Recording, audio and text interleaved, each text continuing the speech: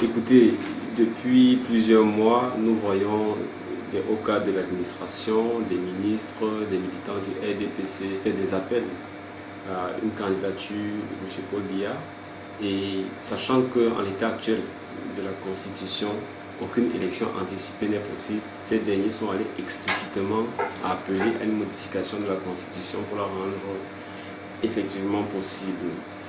Nous savons que lorsque les RDPC enclenchent ce type de manœuvre, ils finissent toujours par aboutir par une modification unilatérale en catimini qui se fait au niveau de l'Assemblée nationale sans que le peuple soit consulté. Fort des expériences du passé, fort des conséquences négatives que les précédentes modifications de la Constitution, qui n'ont eu pour seul intérêt que de garantir la présence de M. Biya au pouvoir, ont eu, nous nous sommes levés pour dire que les erreurs du passé ne doivent pas être commises. Et nous avons lancé cette campagne pour informer les populations, les mobiliser pour qu'elles disent non, surtout que dans le contexte social, économique et sécuritaire actuel, on ne voit pas ce qu'ils pressent. L'urgence est à la résolution des problèmes fondamentaux des Camerounais d'accès à l'eau, l'électricité et à la santé, et non à la manipulation de la Constitution et à la manipulation du calendrier électoral. Écoutez, pour le faire, en tant que parti politique, organisation de la société civile, nous avons pensé qu'il était normal d'aller parler aux Camerounais, parler directement. Et l'ensemble de notre plan d'action se structure autour de descentes au terrain, de rencontres des Camerounais pour leur expliquer les enjeux justement de cette éventuelle modification de la Constitution et du caractère négatif de cette dernière sur leur vie. Donc, sans entrer dans toute forme de détails, nous dirons que nous allons essentiellement faire de la communication, de la pédagogie, de la sensibilisation, mais en tant que formation politique, en tant que citoyens camerounais, nous n'hésiterons pas à utiliser toutes les formes démocratiques et légales de protestation pour que ce projet ne puisse pas aboutir.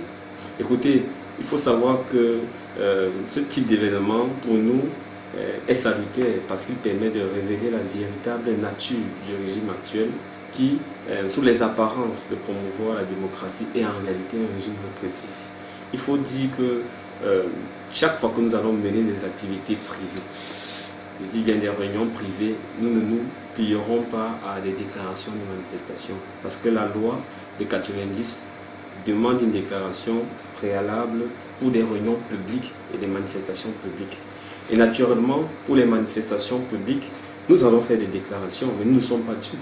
C'est aussi le lieu de rappeler, pour ceux qui nous regardent, qu'au Cameroun, malheureusement, il y a la loi de 2 poids, 2 mesures. L'administration n'est pas équitable. Quand il s'agit d'accorder des espaces publics au RDPC, avec des conséquences même négatives sur l'activité économique, comme par exemple le 24 mars, lors de la célébration de l'anniversaire, les administrations s'empressent de leur céder la place, mais quand il s'agit pour des partis politiques de l'opposition, de faire des ateliers dans des chambres, de faire des réunions pour informer, édifier les Camerounais, ils interdisent. Donc les Camerounais maintenant doivent comprendre que ce n'est plus une question simplement des opposants, c'est une question de leurs droits, c'est une question de leurs libertés qui sont bafouées et ils ne peuvent pas rester spectateurs et se dire que vont faire le collectif Debout pour le Cameroun. Et nous les invitons donc avec nous à revendiquer leurs droits et leurs libertés et à ne pas céder par une résistance active à toute forme d'abus des autorités administratives. Donc nous entendons naturellement respecter la loi et nous prévenons ceux et celles qui ne veulent pas respecter la loi de l'autre côté, c'est-à-dire du côté de l'administration, que nous ne céderons aucun pouce sur le terrain de nos libertés et de nos droits. On n'a pas besoin d'autorisation pour parler aux Camerounais, on n'a pas d'autorisation pour tenir des réunions, on n'a pas d'autorisation pour donner notre point de vue.